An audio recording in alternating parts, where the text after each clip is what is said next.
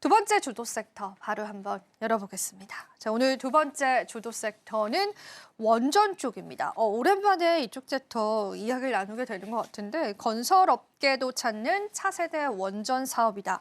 라는 그런 또 이야기가 나왔습니다. 이쪽 섹터는 최근에 어떻게 보실까요? 원전 섹터가 최근에 좀 노이즈가 하나 있었어요. 뭐 민간 국가 지정 관련된 발언들이 좀 있었고 이 부분 때문에 대체 이제 무슨 영향이 좀 있길래 우리나라가 이 부분을 이 부분이 어떤 조정이 좀 빌미가 좀 된 것인가라는 일부 좀 사항들이 좀 있었는데 최근에 미국의 에너지부 산하에 있는 이 국립연구소에서 이 보안 유출 사고가 좀 발생했고 이게 이제 한국인이 여기에 좀 가담을 좀 했다라는 소식이 좀 전해졌는데 등급은 지금 3등급으로 좀 예정되고 있습니다. 테러 국가나 지금 비확산 국가의 경우에는 한 1등급에서 2등급 정도로 좀 부여를 받게 되고 한국이 3등급을 좀 부여받게 되는데 이 부분은 한 4월 15일 정도에 좀 시행을 좀 앞두고 있다라고 좀 확인되고 있기 때문에 아직 외교적으로는 좀 협상할 수 있는 어떤 시간적인 여유는 좀 있지 않을까.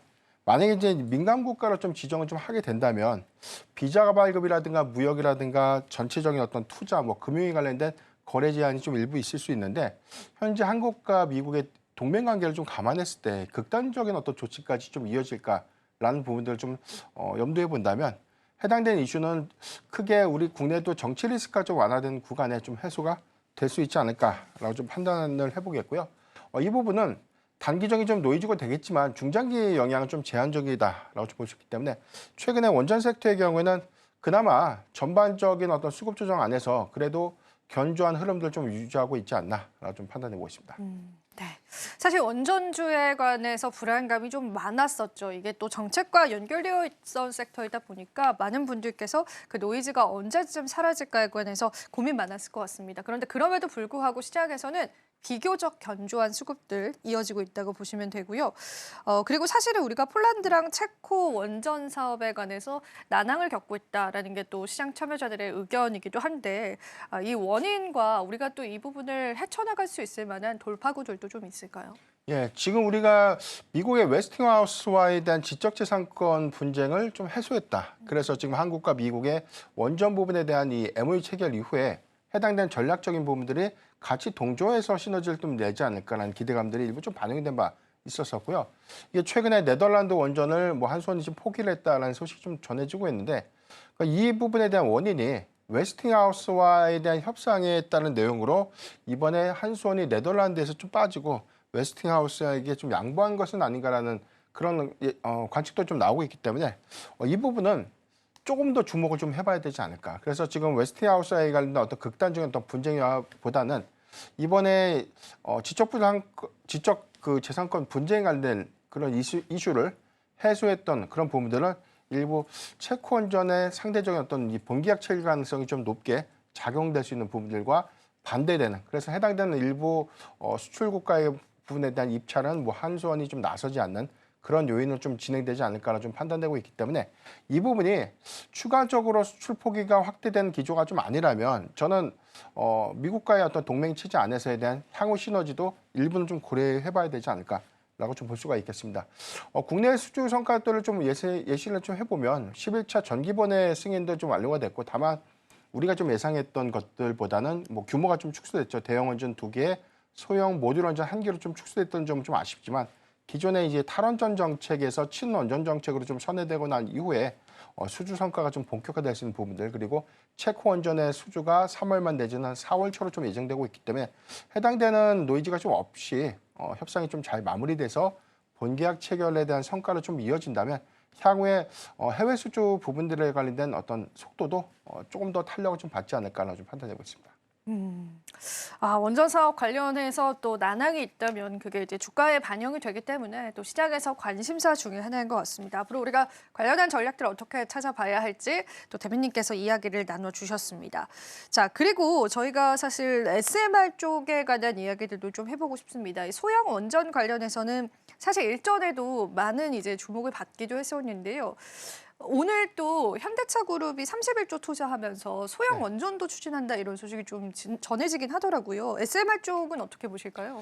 대체적으로 지금 SMR은 아직 프로젝트가 추진이 될 것이다라는 정도로 좀 알고 있고 이 부분이 개발 상용화가 돼서 언제 시공이 되고 이 부분은 아직 좀 우리가 체감하기에는 아직은 좀 와닿지 않는 산업 중에 하나인데, 그러니까 2028년도에서 2029년도 뭐 한 2030년도까지 보편화될 수 있는 프로젝트라는 점 좀 감안해 보면 올해 하반기부터는 처음으로 좀 시공할 수 있는 어떤 본격적인 어떤 성과가 좀 시작되지 않을까라고 예측되고 있고, 최근에 뭐 구글과 아마존 같은 빅테크 기업들의 SMR 관련된 이 개발사들에 대한 투자가 좀 더 확대되고 있죠. 이런 부분들.